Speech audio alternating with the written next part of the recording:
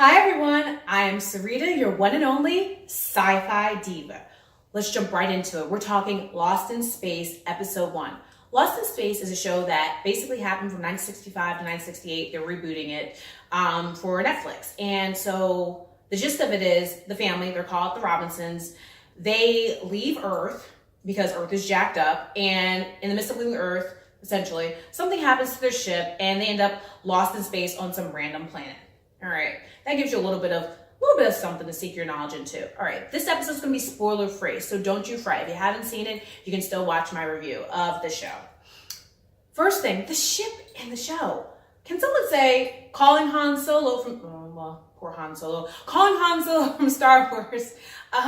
Someone's got your ship, buddy, and it's the Robinsons. That's one of the first things I noticed. One of the second things I noticed is Judy, I don't know if she's adopted daughter or what's going on with the Robinson family. I like that Netflix. Way to bring it current.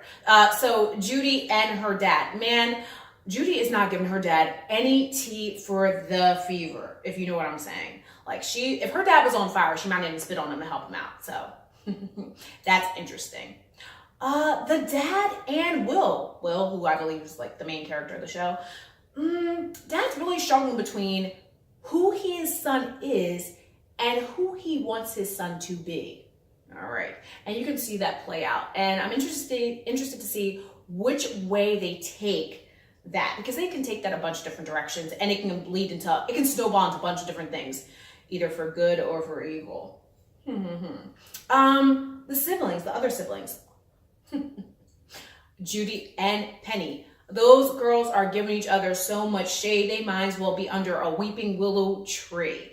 They are here to give it to each other. It is like an episode of like Real Housewives. I don't know what is going on there except they're sisters. I think Kim and Kyle, right? Hello, Housewives of Beverly Hills. I'm just saying, stuff going on there. And it'll be interesting how far they take that rivalry, if you know what I'm saying. Judy and Will. Yes, that sibling relationship is one that you can aspire to. What you aspire to be. Like, think Wakanda Forever from Black Panther, or Three Musketeers, All for One and One for All. Or, think like in the military, like, I got your six. No man gets left behind. That's Judy and Will. That's how I kind of sum up their relationship. Maureen. Let's just talk about Maureen by herself. I see you, Netflix, what you did with Maureen, putting her into a different role than what the original show did.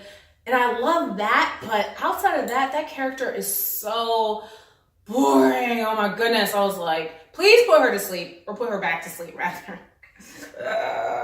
Crazy. I just was like, not here for it. Maybe they'll do something different with her character and flush it out, but so far, episode 1, not here for it at all. The father, though, that character, who they had playing the dad, John, he can do some really, really cool things with that character because he's at such a distinct place. So it can go, you really only imagine it going one direction. I hope it's the direction of like a positive growth for the character, because you always love to see that. Marie, on the other hand, yeah. All right.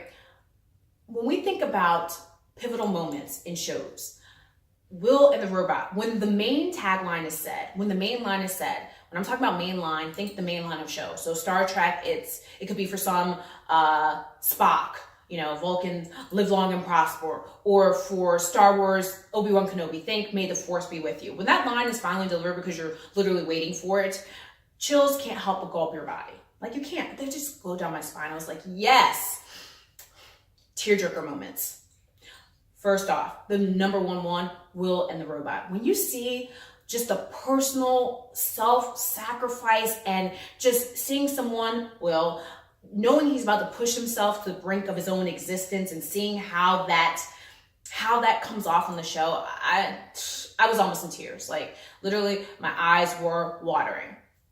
Judy and most of the family, that was another gut-wrenching part of the episode. Like, I had to hold my breath and like make sure I was continuing to breathe, because I was like, please, no, no. And then one that might be going under the radar but was not missed by me, and I hope it's not missed by you, Maureen and the dad. In one of the little scenes that was showed, Maureen is letting that man know, buddy, buddy. Revenge is a dish best served cold. Try to do the right thing. And it was a tearjerker moment because of, when you're just first watching it, and then you think back to it, you're like, man, that chick was delivering him some cold dishes. And she was like, go ahead, eat it, because I am not here for it. Not anymore, buddy. All right, ruthlessness. Ruthlessness towards the very end of the episode. Ruthlessness because people will do whatever it takes to survive, and seeing that play out, very realistic. Thank you, producers. Don't sugarcoat it. Life is not all butterflies and rainbows. So respect for that. Then the ruthlessness from a character. Remember, anything can be a character in the show, right? Ruthlessness from a character that you did not expect. When that was happening, I was just like, because when it first starts going on, you don't know, well, where's this all coming from? But then when you see who's actually doing the ruthlessness in the episode, in that part, in that last section, you are just like, oh, no. Yes, I went through all those emotions, and I know you did too. All right. What did you think of the first episode of Lost in Space? Let me know. Leave it in the comments, because I need to know who my people are. And if you liked the video, don't forget, push that like button, share the video, subscribe. As always, I'm Sarita, your one and only Sci-Fi Diva. See you next time. Bye.